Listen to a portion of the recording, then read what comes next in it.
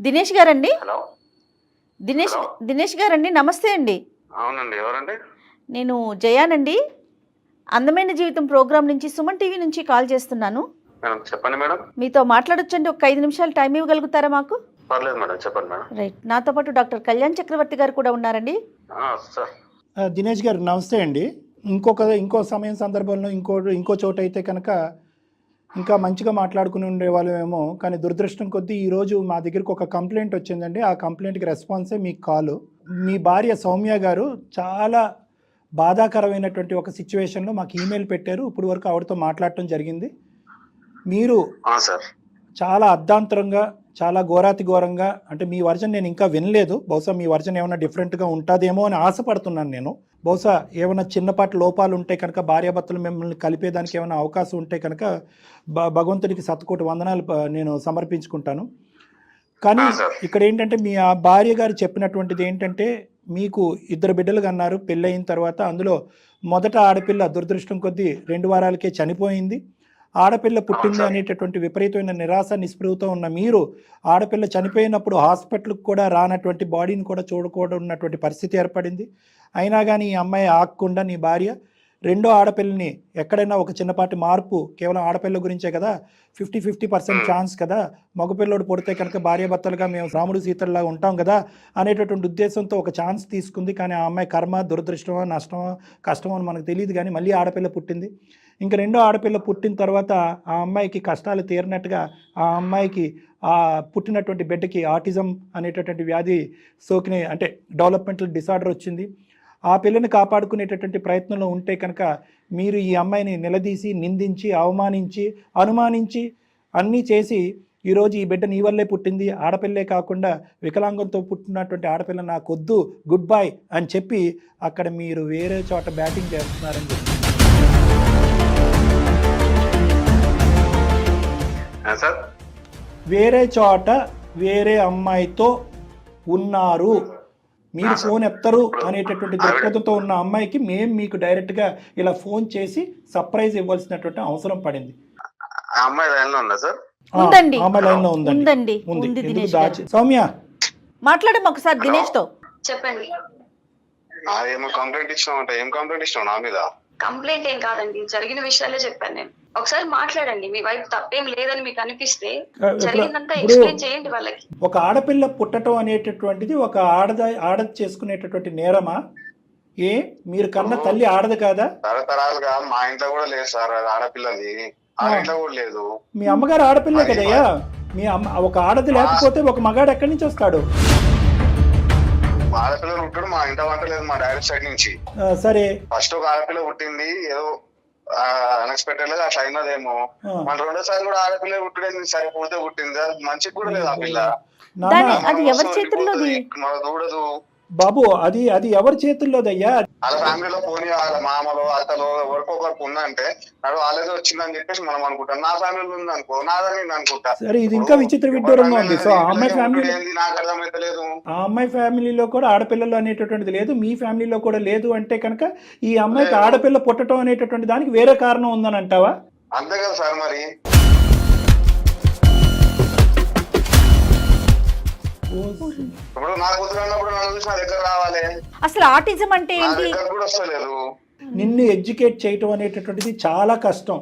నువ్వు 50, 60, 70 సంవత్సరాల క్రితం మనుషులు కూడా ఈ విధంగా ఆలోచించలేదు, ఇంత క్రూరంగా ఆలోచించలేదు. నీలాంటి వాళ్ళని మేము ఎడ్యుకేట్ చేయలేము, నెంబర్ 1. నెంబర్ 2 ఏంటంటే కనుక నీ పుట్టినటువంటి ఆడపిల్ల నీ దగ్గరికి కాదు, ఎవరి దగ్గరికి వెళ్ళదు. అది ఆటిజం అనేటటువంటి బ్రెయిన్కి సంబంధించినటువంటి వ్యాధి. అంటే ఇప్పుడు వాళ్ళ అమ్మ దగ్గర పోతలేదు. అమ్మ దగ్గరికి ఏం మనిషి?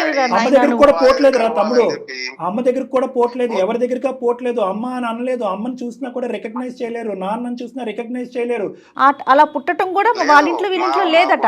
కాదు మేడం, ఇక్కడ ఇప్పుడు సరే ఎవరి ఫ్యామిలీలో లేదు. నీ లెక్క ప్రకారం ఏంటంటే మనిషి పుట్టిక, మనిషిలో వచ్చేటటువంటి ఏ అంశమైనా కూడా జన్యుపరంగా కుటుంబరీత్యా వస్తే వంశపారంపర్యంగా వస్తాయి.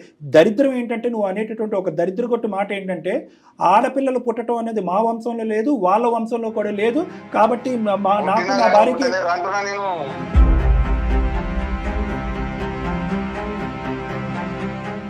ఇప్పుడు ఈ అమ్మాయి పుట్టుక నీకు నీ భార్య వల్లే పుట్టిందా లేదంటే వేరే కారణం ఏదైనా ఉందంటావా?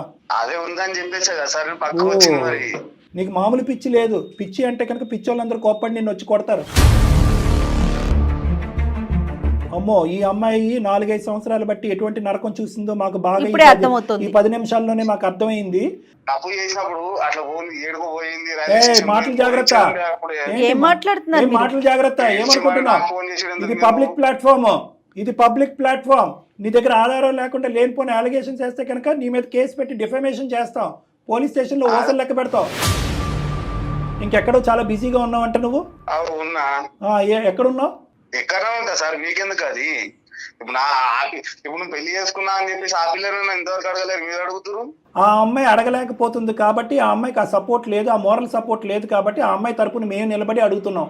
ఎందుకంటే నీలాంటి మూర్ఖుడు, నీలాంటి శాడిస్టు, నీలాంటి రాక్షసత్వ గుణాలు ఉండేటటువంటి ఒక మగాడు ఆడపిల్లలే పుట్టకూడదు భూప్రపంచం మీద అనుకునేటటువంటి నీలాంటి శాడిస్టులతో 10 నిమిషాలు కూడా మాట్లాడవలసినటువంటి అవసరం లేదు. ఇప్పుడు నువ్వు ఇది ఆధారం అడిగారు కదా, నేను ఇక్కడ సంసారం చేశా కాబట్టి హెల్దీగా మంచిగా పుట్టిండు. నా దగ్గరికి వస్తాడు వాడు భయపడేది.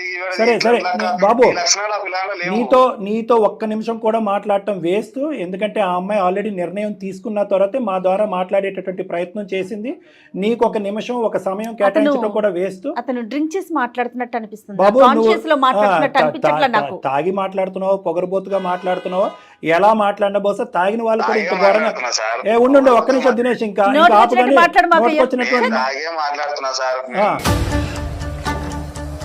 దినేష్ నీ లెక్క ప్రకారం ఏంటంటే 2 ఆడపిల్లలు పుట్టారు కాబట్టి ఆ అమ్మాయిదే తప్పు. 2 ఆడపిల్ల వికలాంగత్వంతో ఆటిజంతో పుట్టింది కాబట్టి ఆ అమ్మాయిదే తప్పు. మీ వైపు ఆ అమ్మాయి వైపు ఎక్కడ ఆడపిల్లలు లేరు కాబట్టి ఇక్కడ ఆడపిల్ల పుట్టింది అంటే కనుక నీ భార్య వేరే వాడితో సంసారం చేసి ఆడపిల్లని కన్నది కాబట్టి నువ్వు పోయి వేరే అమ్మాయితో సంసారం చేసి అక్కడ ఒక మగపిల్లోడిని కన్ని ఇది వంశపారంపర్యంగా వచ్చింది కాదు, నాకు మగపిల్లోడే పుట్టే హక్కు ఉంది కాబట్టి ఇంకా నీ ఆలోచన అనుమానం నీ భార్య మీద పెంచుకున్నావు కదా. నువ్వు కన్నటువంటి ఆడపిల్ల మా లెక్క ప్రకారం ఎంత దూరం అన్నా పోతాము. ఆ ఆడపిల్ల నీ బిడ్డే అని ప్రూవ్ చేయడానికి లీగల్ గా పోతాము. పోలీసులు అన్ని మాట్లాడతాం, మేము వచ్చి మాట్లాడడం కానీ నువ్వే వచ్చి మా దగ్గర మాట్లాడే పరిస్థితి వస్తుంది. కానీ కాన్షియస్ లో లేడు ముందు. Hello పెట్టేశాడండి phone. హలో అతను మాట కూడా ఏదో డ్రింక్ చేసి మాట్లాడినట్టు మూర్ఖత్వం కూడా అనిపించట్లా నాకు. ఎంత తాగుబోతైనా కూడా భార్యను అయితే కనుక వేలెత్తి చూపెడతాడు కానీ బిడ్డను మాత్రం ఎంత అసహ్యకరంగా మాట్లాడలేదు. ఆడపిల్ల పుట్టుకే తప్పుడు పుట్టుక అనేటటువంటి విధంగా మాట్లాడేటటువంటి వారు బహుశా నేను ఎంత తాగిన వ్యక్తిని కూడా నేను చూడలేదు. ఇదేంటంటే ఒక విధమైనటువంటి అహంకారం, పెంపక లోపం. అంటే చిన్నప్పటి నుంచి పుట్టి పెరిగినటువంటి వాతావరణంలో ఆడపుట్టుకు మాత్రం పుట్టకూడదు, ఆడపుట్టుకుపోతూ మాట్లాడింది అని చెప్పి ఇప్పటికీ కూడా ఆడవాళ్ళని కాలుతో తొక్కేసి అణిచివేసేటటువంటి ఒక కుటుంబంలో బహుశా సమాజంలో ఉన్నట్టున్నాడు. ఆ మాటలు బాగా అతను చెవిని పడి ఉంటాయి. ఇది నెంబర్ 1. నెంబర్ 2 ఏంటంటే అతను ఒక బ్యాటింగ్ అమ్మ వింటున్నావా? ఎవరు? సౌమ్య. గొప్ప రుచి చూపెట్టావమ్మా. ఇంత గొప్పగా ఈ విధంగా ఆలోచించేటటువంటి వ్యక్తిని ఎప్పుడు మేము కని విని ఎరిగిన రీతిలో మాకే షాకింగ్ ఇచ్చావు. అసలు మేము అతనికి ఫోన్ చేసి బహుశా స్టార్టింగ్లో అతనితో మాట్లాడినప్పుడు పర్లేదు మెత్తగానే మాట్లాడుతున్నాడు, యాక్సెప్ట్ చేస్తున్నాడని అనిపించింది. కానీ ఎప్పుడైతే కనుక మనం ఆడ పుట్టడం అనేటటువంటిది మగాడి వల్ల ఆడదాని వల్ల కాదు, ఇద్దరి వల్ల అనేటటువంటిది ఎప్పుడైతే కనుక ఒక birth of A baby girl అనేటటువంటి దాని మీద మనం సైంటిఫిక్గా రీజన్స్ ప్రొవైడ్ చేయడానికి ప్రయత్నం చేసామో అతను చాలా డిఫెన్సివ్ అయిపోయాడు, అగ్రెసివ్ అయిపోయాడు.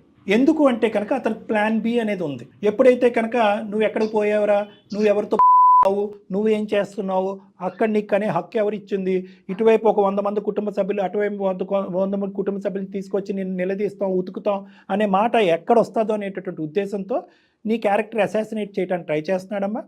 నీకు మాకు చూసేటటువంటి లక్షలాది మంది ప్రేక్షకులకి అందరికీ ఈరోజు క్లియర్ కట్గా అర్థమయ్యినటువంటిది ఏంటి అంటే కనుక నువ్వు బంగారం. నీ బ్యాడ్ లక్, నీ దురదృష్టం ఏ మగాడి చేతిలో అయితే చిక్కుకోకూడదో ఆ మగాడి చేతిలో జీవితాన్ని సర్వనాశనం చేసుకున్నావు నువ్వు. వాడితో ఒక బిడ్డను కూడా కన్నావు, ఆఖరికి ఆ బిడ్డ కూడా వాడి బిడ్డ కాడదు అనేటటువంటి రాక్షస గుణాలను ఇప్పటికైనా నువ్వు బయటపడమ్మా. నీకు కావాల్సినటువంటి పూర్తి సపోర్ట్ 210% లీగల్ సపోర్ట్ కూడా ప్రొవైడ్ చేయాలి. 100% ఎందుకంటే అతను తాట తీయాలి, అతన్ని ఊసలు లెక్క పెట్టించాలి, కేసులు బుక్ చేయాలి. సరైనటువంటి అడ్వకేట్ యొక్క సహాయ సహకారాలు మనం తీసుకుందాం. నీ బిడ్డకు కావాల్సినటువంటి మెడికల్ అండ్ థెరపీ పరమైనటువంటి హెల్ప్ నేను ప్రొవైడ్ చేస్తాను. నీకు కావాల్సినటువంటి moral and emotional support counselling ద్వారా నీకు ఇస్తాను. నీకు ఏదైనా జాబ్ ఇచ్చేటటువంటి ప్రయత్నం కూడా చేస్తారు. ఇన్ని విధాలుగా సుమన్ టీవీ నీకు సహకరించడానికి రెడీ.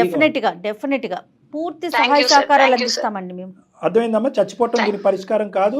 ఏదైతే 2 కొమ్ములు వచ్చినట్టు మాట్లాడుతున్నాడో ఆ 2 కొమ్ములు కాదు కదా, ఆ 2 చెవులు, ఆ 4 కూడా కట్ చేసేటటువంటి విధంగా అతనికి సరైనటువంటి శిక్ష పడేలాగా చూద్దాం. Thank you sir, thank you so much. Right Soumya, ధైర్యంగా ఉండండి సార్. మీ ఇద్దరి సార్ మాటలు మ్యామ్ మాటలు విన్నాక నాకు మరో కొత్త జీవితం ఉంటుందని ఆశ కలుగుతుంది sir. Thank you so much sir. Soumya, మీరు ఎక్కడుంటారండి? హైదరాబాదే మ్యామ్. ఓకే, మీకు ఎలాంటి హెల్ప్ కావాలి, నెక్స్ట్ స్టెప్ మీరు ఏం చేయాలి, అవన్నీ కూడా మనం కులంకషంగా మాట్లాడుకోవడానికి ఒక అవకాశం. రేపు ఒకసారి ఆఫీస్కి రండి. తప్పకుండా మ్యామ్. ఓకే సౌమ్య, ధైర్యంగా సౌమ్య, ఆల్ ద బెస్ట్ అమ్మా.